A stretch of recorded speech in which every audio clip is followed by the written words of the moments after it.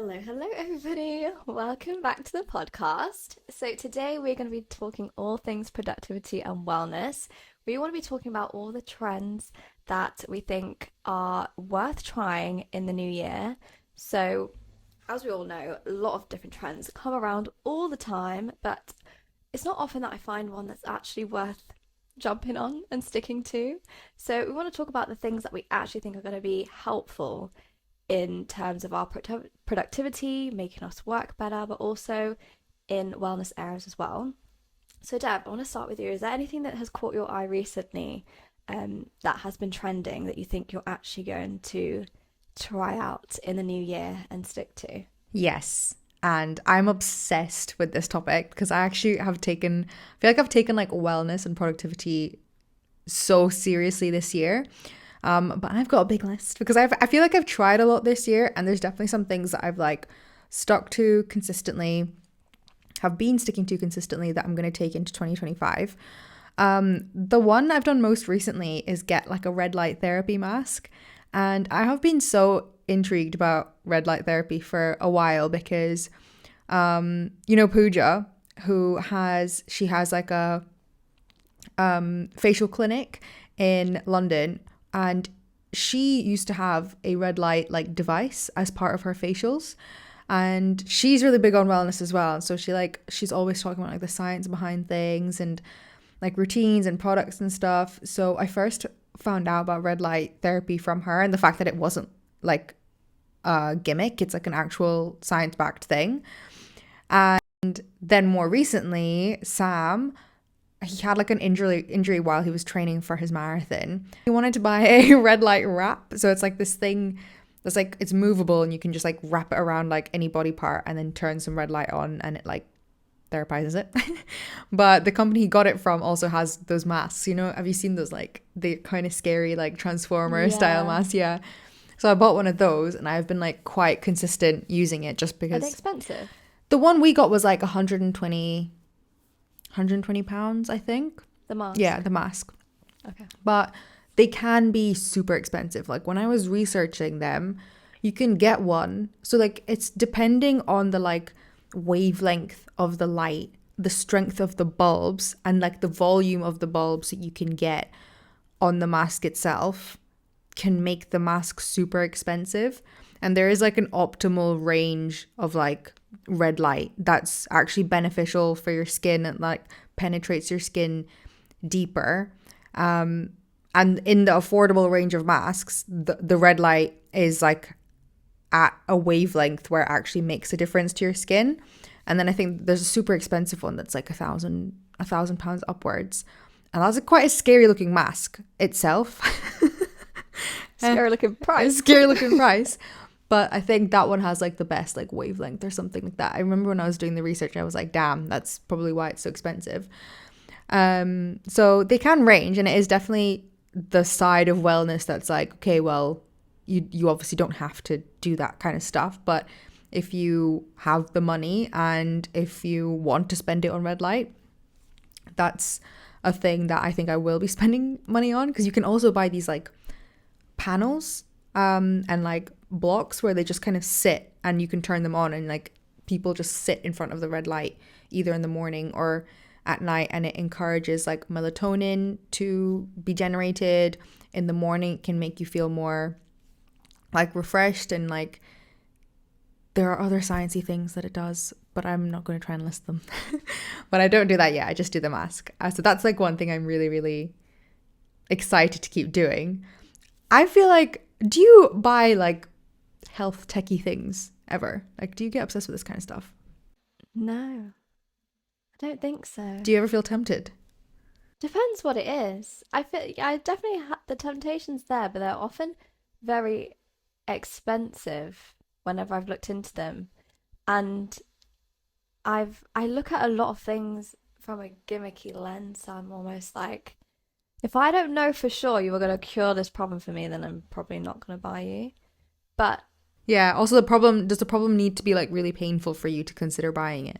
yeah, probably. Yeah, because if something could like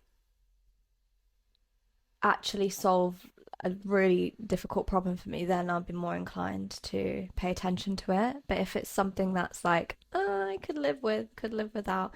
But I am at the same time looking more, I guess, as I'm getting older, I am realizing the benefits of just looking after your health more in general. And I do recognize it's important to be more proactive with those things. But I also haven't really come across anything yet. Like, I've seen people with the red light mask, but the thing is, whenever I see it, it's more like shown as an aesthetic. It's not shown as like, oh, this is actually really important for my skin and this is why. And like any video I've seen with someone using those, they're just like doing a self-care day, or they're just like in bed and they're just using it as, it seems like it's part of their aesthetic, not because, and obviously they're using it because it's beneficial, but they're not really sharing how it's beneficial, which then I don't put the two and two together and think, oh, I really need that because this is how it's going to benefit me. My mindset is, do I want the aesthetic? If I don't care, then I'll scroll on. So I feel like if I knew more about these things, but then I guess it's on me to kind of research it. But I've never had those things presented as like really beneficial, I'm going to change my life. And if it's not going to, then I'm probably not going to. The barrier of it being more expensive is already a barrier in itself. So I'd have to really be sure that like this is going to be really beneficial for me. I saw this girl talking about this, was it the Aura ring? Or some kind of ring that like tracks your data, and she was saying how it was like a total waste and it's a subscription that they get. So you buy the ring and then you have to get a subscription. She said it was like $79 every month or something crazy. Oh, wow. Okay. Yeah, she said so you buy it, which is already very expensive, and it tracks everything. I'm sure you probably know more about this device. A little bit. That's going to be one of my other things. Oh, was it? Well, not the Aura ring. Not the Aura ring. Oh, like a different thing. Yeah, a different ring. I think it was called the Aura ring. Maybe I just made that up. But it was definitely a ring that you use, and it tracks like your heart rate. It tracks everything health-wise, basically. You know, like the equivalent to what an Apple Watch would do for you, but it's a ring. But she was basically saying like, don't buy it. And she was de-influencing. It was a de-influencing video. And then I just like the fact that the price point that she gave at the beginning of the video, and then all the things that she said like she wasn't happy with, like it kept disconnecting, so it wasn't actually getting her like data properly, and she had syncing issues with it. And then just the fact that it was like such an extortionate monthly subscription, it wasn't like a one-off cost. I was like, damn, like that is not something that I would ever even consider. I don't know, I feel like unless I'm dying and that's gonna save me, I'm not gonna really be interested. I think that's the thing. See, with like wellness trends, I am very aware of the fact that like spending on wellness is a complete luxury, right? It's not something that should be incorporated in anyone's budget. It's if you have excess income and this is how you want to spend your income, then the wellness trends is how you spend it, right? Because you know how you're saying with the aesthetic of the mask, like I completely get that. Like the way the mask is presented is that it falls into this like rich girl self-care thing, and it's also presented as like I'm doing this because I want to stay looking young and like stuff like that. Whereas like for example, Sam was more into the red light than me, and he wraps it around his like calf and his knee and stuff, and like red light is actually more beneficial in like healing, wound healing and like reducing inflammation in the body. And it also has these skincare benefits because it obviously reduces inflammation. It can like even your skin tone and stuff like that. But because it's this mask, and because I think wellness is something that you spend excess income on, it is difficult to look at it and think like, oh, this is a preventative thing I can do for my skin. But also it is aesthetic because it's like, especially for the face, it's like, okay, I'm trying to keep my skin looking more youthful for longer, or like softer for longer, or like for me, I'm hoping to not get rid of completely, but at least like even out my skin tone as much as possible, and like also control my hormonal volcanoes that appear every month. So it's like I've got these like mini goals that I can like focus on with them. But even with like what you were saying about the Aura ring, Like I'm actually going to be working with Ultra Human, which is another brand that makes a ring. But they're not a subscription based ring. They're just like you buy it one off and it tracks your data and stuff. But one that's a wellness trend I'm really into is like tracking your analytics and like getting personalized data from your own body. Like I love that. I've had my Apple Watch for like 8.5 years, the same one, and I love the data. Like I love knowing my workout stats. I like being able to track my steps super accurately. And then the reason I've been moving towards thinking about a ring this year is because I want to track my sleep a bit more accurately. And I don't like wearing a watch while I sleep. And like the ring is just such a nicer way. Like the watch is also like ugly. I don't know if you can see it. Yeah, it's just ugly. Like I have a like nice gold strap that I'll wear if I'm wearing it to like events and like a place where you've got a nice outfit on. But like having a ring, it just looks nicer. But again, that's like another level of privilege that I'm not like, oh, what a wear like a body temperature tracking ring is gonna look nicer than my trackable watch. Yeah. But like I'm really interested in the data, and I was thinking about this as well earlier this week in terms of like obviously you don't need a ring, like you don't need to know the data, but the wellness trend that supports having wearable tech that I really like is the fact that the more data you can collect on yourself, it's like the less you need to rely on like traditional like medical systems to be able to sort your own problems out or like potentially diagnose anything. I'm not saying that like a ring is going to help you diagnose anything serious, but part of wellness or like wearable tech that I really like is the fact that, for example, if I'm wearing the ring while I'm sleeping, it'll give me all my sleep analytics, and I can then judge during the next day.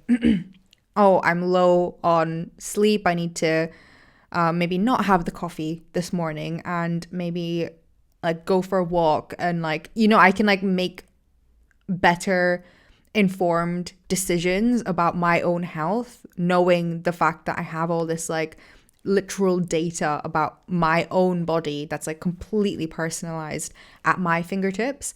And like that's the part that I really like about the tech, and like that's why I invest into it. But you could also, on the other hand, just be someone who doesn't care and is like, you're happy to like go off like your intuition and your feelings, and like you maybe know, okay, I've had a bad night's sleep, I'm gonna not have coffee this morning. Whereas for me, I'm like, I had a 70% of my REM cycle was like incomplete or something like that. Like I like knowing that. So it's like it is a complete privilege. I was thinking in my head, I was like, I would wake up and I would know if I had a rough night's sleep or not because I would feel rough. So I guess it just depends. Like, okay, you get all this data, so what do you do with it? I think that's the bigger question. So if you do find yourself like having big use for the data and you go on to actually use it to benefit your life, then it's worth it.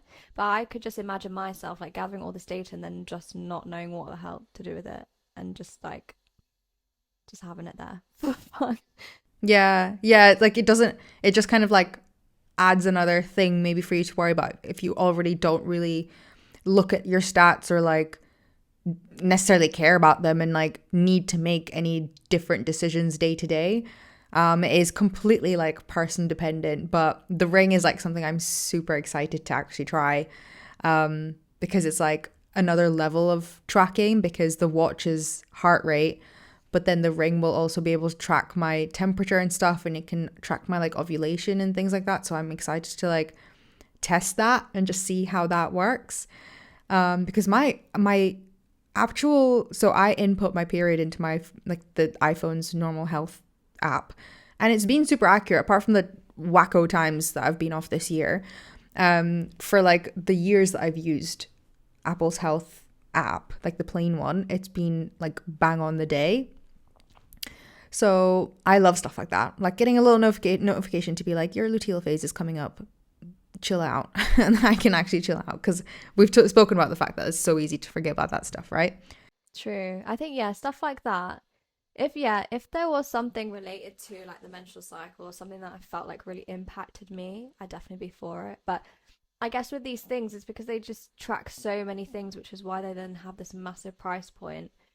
and they become this like big investment, that's what kind of throws me off, because I'm like, I would probably only use it for this very one thing. And then it's got all these other like features, and it's got this like higher price tag because of all these other things that I don't really care to have. That's would then be the reason why I just don't end up going for it in the end. Mm-hmm. So that would be wearable tech being something I'm definitely going to be trying in 2025, and something that you couldn't care less about in 2025. Just around that I think section. just around now.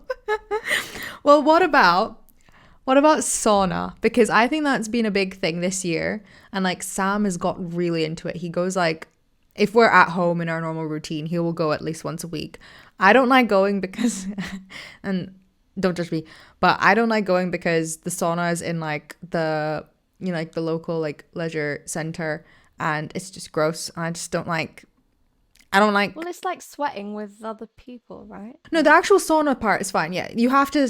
I guess like in a public sauna, yeah, you have to sit with like public people, and like yeah, you're sweating, and sometimes they're small and stuff like that. But I actually don't like the process of like driving there, having to change. There's always like hair and mud on the floor in the changing rooms, and in my head, I'm like, I don't want to be around that before and after the sauna, so I always just don't go. So if there was a bit more of a like, if there was a facility that I could go to here where it was like purely for sauna and it was well kept in a nice condition, I would go more often, because I do believe in the benefits of, it's not that it takes me believing in it, but there's like science behind regular sauna use being really good for your heart health and like your cardiovascular capacity, and like obviously other benefits in terms of like your skin and like mental health. It's like a good time for you to actually just sit and like think, because you can't really take electronics and stuff in there. Taking a book in there is kind of like potentially a bit gross. It might get wet, so things like that, it's like really good for you. I just wish it was like a bit more of a clean experience for Do you me not have personally. one in your gym then, or is it somewhere separate? It's in like it's like a different gym that Oh. isn't the one I would work out at. So even then, it's like I can't even go work out and then go to the sauna. It's like I have to go to this different place. For me, yeah, I'm just being a princess about this. But have you done sauna before? Do you do it regularly? Would you do it more in 2025? Yeah, I've always seen sauna as like a spa thing. Like whenever I've been on a spa day, I would always go in the sauna then. Like how often do I go on a spa day? Not regularly. But whenever I have done, yeah, I've always used a sauna and steam room and like all the facilities that come with that element of going to a spa. But yeah, on the regular though, I don't really do that. But I'm pretty sure my gym does have a sauna room. Oh, if they have Or one, maybe that's it's just a potentially steam like room. something you could try. I don't know if it's just a steam room though. I can't remember which one it is. But it has one of them. I feel like it is a sauna. No, I think they have a steam room in like the ladies' changing room. So it's like only females can use it. But then like the sauna I think is like by the pool, so it's like accessible to everyone. And I think that's what threw me off a little bit, because I was like, I don't want to go in there with I just sit in this hot room with all these random people. Yeah, especially if it's like mixed gender as well. Yeah, yeah, I don't like the idea of doing that. But like, yeah, I've heard a lot of the benefits though, and I do hear a lot about how sauna is good for you. Um, but yeah, again, it's one of those things. If I found a way to like in like comfortably have that experience or like be able to enjoy it, because if I don't enjoy it, I'm just not gonna do it. Um, Especially something like that, because it doesn't feel like a necessity, even though I know there are benefits to it. But it's one of those things where it's just kind of nice to have in my head. So unless I did know that, oh, I would have it to myself, or if I caught the sauna and like no one was in it, then I'll happily go in. But otherwise, I don't know. Yeah. I would avoid it. I get annoyed when saunas require you to be in like swimsuits or like swimming gear as well. Like that's the other thing about the sauna that Sam goes to, is like in the pool area, so you can't just like go in your gym outfit. Where I've seen some saunas where you can just like you can work out and then like go, and you don't have to change to go in, and I would prefer that as well. So I think sauna, like I really want to do more of it in 2025, but it's just really difficult because I'm not willing to put up with a dirty environment, and I also like can't be bothered getting into swim gear every single time I want to do it, which is Yeah. annoying. But I think the thing with like most of these trends is like the problem you will, it's not even like a problem you're trying to like target. It's like all around longevity and like almost improving things you can't necessarily see at first. I think that's the thing. Yeah, it's like it's also harder to focus on things like that as well because of the fact you can't see them.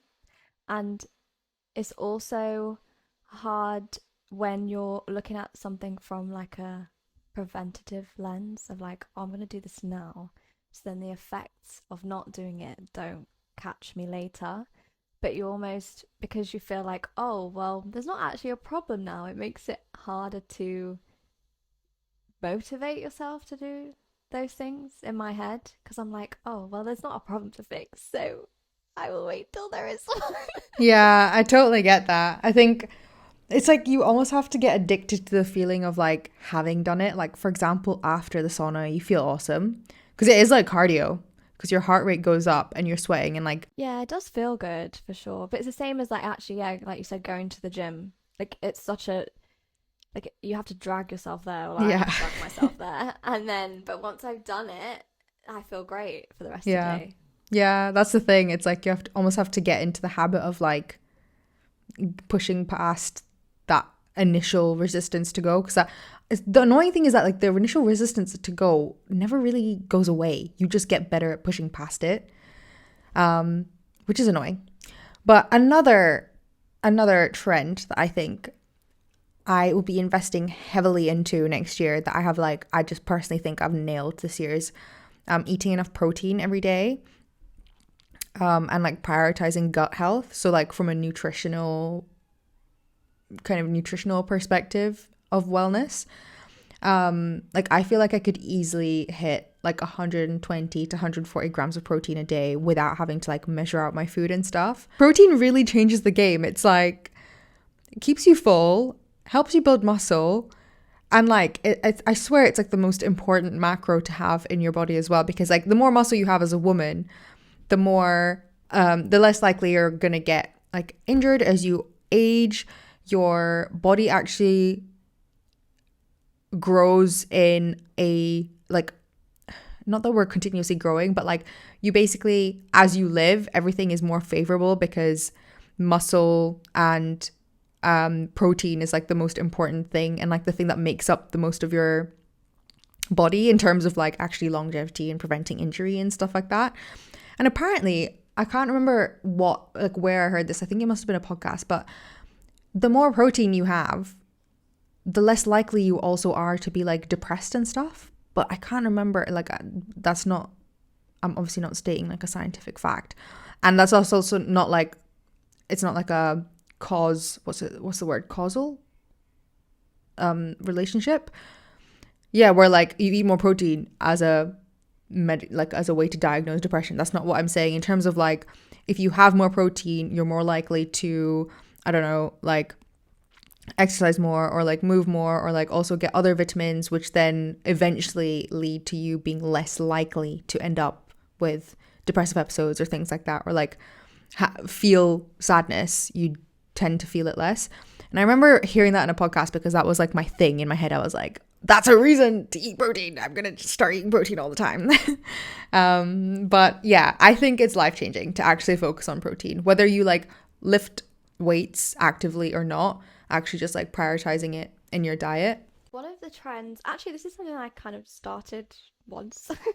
um, but I something I definitely want to do more regularly in 2025 is social media detoxes Oh, because I honestly feel like as it's weird because as someone that literally has their full-time job as like being on socials and posting and yeah, I'm just chronically online. But I think over time because I just wasn't really self-aware in that area of like understanding how much it affected me being online 24/7. And I always like saw myself as that person that was like, I wasn't well, I didn't consider myself to be as much of a consumer of content as I was as a creator, but I actually consume so much freaking content. I just wasn't really like paying attention to that because I create it as well. And there was an occasion, I think maybe a month or so ago, where I did actually trial a social media detox day. And that's the first time I've ever literally not been on social media at all for the whole day. And I was so shocked by how I felt that day. Like I had lots to do. It wasn't like I stopped all my work, and because obviously my work is still social media related, but I would be filming. Like I remember I had a very busy like filming day, and I had a lot of admin work and things that were going on in my day, but I just didn't open any of the apps at all the whole day. So then when it came to like the end of the day, I had a really productive day, but I also, even though I was super busy and like I had a lot going on, I noticed that I wasn't actually like stressed about anything, or I didn't feel like overwhelmed like I usually do when I'm getting all my tasks done and I'm, I don't know, just plodding through the day doing all the things I need to do. And then I remember right at the end of the day, I decided to just like end the detox because I was like, well, I've accomplished a lot today and I guess I'll just end it here. And as soon as I like got back onto the apps, I noticed in myself I was feeling like more agitated and more like, I don't know, just like overwhelmed. And I think it was because, you know, like all day long, you don't even notice that you're just downloading so much information. And I think what had happened is I was downloading nothing all day, and then all of a sudden, every time you scroll, there's new information, and there's like an announcement of someone's, I don't know, opened a new business, someone's had a baby, someone's got married, someone's bought a house, and like you're just constantly scrolling through all these like this big news, or like even the news itself, like something's gone wrong in some other country, or like there's so much information that you download all day long. But I was like doing that right at the end of the day, and I just noticed the effect that it had on literally my nervous system in that moment. And I was like, oh my God, like this, a lot of my stress or like overwhelm or like the anxiety I feel during the day is literally just because of like this habit of constantly like downloading all this information that just I really don't need to do. Um, and because of that day, and because I noticed that, and I've seen like people on and off talk about it online, and I think it has become more of a trend because everyone's kind of slowly realizing how chronically online we all are, and especially like the younger generation, they don't know anything but being on social media, and that's the only way people connect these days. So I feel like, yeah, I'm excited to enter the new year and make it more of a habit to detach a little bit from the online world, while acknowledging I'm someone that creates a lot of content for the online world. But I just think it's a lot more of a healthy approach to have that balance. And it's the same thing as like going to work. Like you don't work literally 24/7, and you're not in the office 24/7. But I feel like when you work as someone on social media, you basically are. And it's not that healthy. So yeah, I really want to. Have you noticed or like try to do a detox for socials, or are you quite good at balancing your time I think it depends like what's going offline? on. I think in the last like week I've really not been good at it, but it's because like I've been a bit more sporadic with my own timetable. But before last week, like I feel like I'm quite good at setting boundaries with my phone, but that's only because like I think it was like a consequence of me trying to focus on reading more and like being a bit more creative in terms of like I'd open my laptop to try and like write my newsletter or like do things that I really want to do, like read articles, watch YouTube videos interest related to things that aren't necessarily like in the content world. And that itself is like it kind of, because I'm doing that, I'm like not on my phone naturally, like I'm not scrolling naturally as well. And I clocked that I was doing that like maybe after a few weeks of doing it, and it was quite a nice feeling of realizing that like, oh, I haven't actually scrolled on like Instagram or TikTok in like a really long time, or like notifications really annoy me. Like I sit on do not disturb all day, like all week. I've got like different like types of do not disturbs on my phone, and it's definitely super peaceful. But I think you almost have to like re-find those things that you did in your life before scrolling, and then just start you like initially reading more and like trying to spend that time doing purposeful creative things was hard. But then I eventually got into the habit of doing it. It was kind of the 100-day challenge kind of setting in. And then social media immediately just became like something I only did when I actually sat down to schedule something or like post something or like do some intentional scrolling. So it's hard to get into. It's like the gym. It's like one of those things where it's like super sticky and like hard to get into it. But once you do, it's like kind of easy. But see, when you first mentioned social media detoxing, I was actually thinking about, have you heard of those like holidays or like, not holiday, but Those like a camps, retreat thing where you, retreat. yeah, those things where you like, you lock your phone at the beginning and you spend like between 2 days and 10 days in like complete, like you're supposed to detox your entire dopamine like receiving system. So you don't do anything that gives you like that sense of pleasure. So you don't talk to people, you don't listen to music, you don't exercise, you don't do anything that like makes you feel good. And it's meant to like reset that system of like, you know, when you scroll and you're like, you can't keep scrolling because you're getting that sense of like, Yeah. it's like kind of nice every time you see a new video. So what can you do? You just sit there and You just sit and like meditate. You can't even like journal. You can't do anything that makes you feel good. but this like in 24 hours of the day they just meditate. Yeah, meditate. Like you eat, like even eating, it's like you eat plain foods and stuff to like You see, minimize. that is where I'd have to draw the line. Like I honestly, yeah, couldn't. I'd lose my mind anyway. But then the food, Yeah, it adds to yeah, it. because my like mood is affected by the food, like eating good food. But that's it's dopamine though. Because like that's how people get like But I guess more so overweight and affected. stuff as well. Yeah. Yeah, because you get like, you can get emotionally attached to food as well, where like, yeah, you want it to taste good, but actually you're relying on it tasting good to make you feel good because nothing else makes you feel good. Like that's when that's when it gets on. Oh, that's deep. Nothing makes you happy, so you rely on the food. Yeah, that's what people have, right? Yeah, I've definitely seen these retreats and like I didn't know they were that intense, I'll be honest. But I've definitely seen people like attend them and talk about them. They've never, well, actually, it has appealed to me in the past, just like only in the sense of shutting off from the world. Like just the idea of like just shutting off for a bit and literally ghosting everyone and everything has sounded really appealing. But then when I think about it, I think I watched a vlog of someone that actually went to a retreat and they were kind of talking about it the way you just did, and that put me off because I was like, oh, this sounds miserable. Why would I pay to go and be miserable? But then it could be a good way to like force yourself to do the social media detox, because if it's miserable for like 2 days, But I feel like I but then you come back. already. I don't know. I feel like if I did that, I'd still come back and be in my same old habits because I'm like returning. I'd rather do my detoxes and have those embedded in my daily habits because I think, I don't know, these like places where you go and you're there and you do those things. But then when you come home, I don't really think they support you in like embedding that into your normal daily life.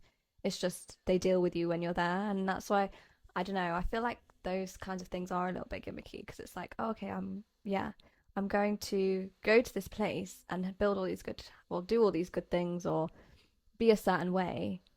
But I don't know, I can't see it being likely that I'll come back and suddenly be this new person because everything at home will still be the same. And I can imagine I just fall into the same habits. So I think if I was to do like my social media detoxes, me doing that, and it was a success that day, I definitely just want to make it more a regular thing. Like I managed it. It wasn't like painful to do. It's just one of those things that you have to consciously be aware that like, oh, okay, I want to schedule this in and make sure I do this. Because if you don't, then it's just not going to happen. Because you'll just let yourself like scroll and you'll let yourself click on the apps whenever you feel like it. So it's just that discipline but I'd rather just build that discipline in my existing environment because I feel like that's more sustainable and it's free. Like I don't need someone else to like build this routine or anything for me when I can literally do that myself at home. Yeah, I think you're right in terms of like, it's like too much of a cold turkey approach. Yeah. Like that's, I don't even think about, like even with money and like doing like for example, a no spend month. Like I think that's they're good to do, but then it's hard to like actually adjust to your normal habits. Like I think your approach is actually wiser for like long-term effective change, whereas maybe someone who's feeling like overstimulated or just like hates everything can like go away for 10 days and come back and like That's when I think it would work, is like if you're just ready to literally switch off and you need that new environment. Because I've definitely felt like that a lot of times, and it probably would have been beneficial to just start from scratch and cut everything out. But I think if you want something to stick in like your everyday schedule, you're probably best working in like small chunks rather than going cold turkey, like just running off to a retreat and then hoping everything magically changes when you come back. yeah, like a plaster. Yeah. Yeah. Okie dokie. So we hope that was interesting insight into what we'll be doing in 2025 and the trends that we will be following. Because I know it can get overwhelming seeing all these trends pop up all year long. And not even knowing like whether they're actually beneficial or if they're just more on the aesthetic side that people are sharing them for that reason. But yeah, hopefully this gives you a good insight into what you could be trying when it comes to productivity and wellness in the new year. I think this is actually our last episode of 2025, is it not? Oh yeah, it is. Off 2024 even, till 2025. Yeah. And we'll be back in the new year with some new episodes, which is very exciting. Bye! Bye.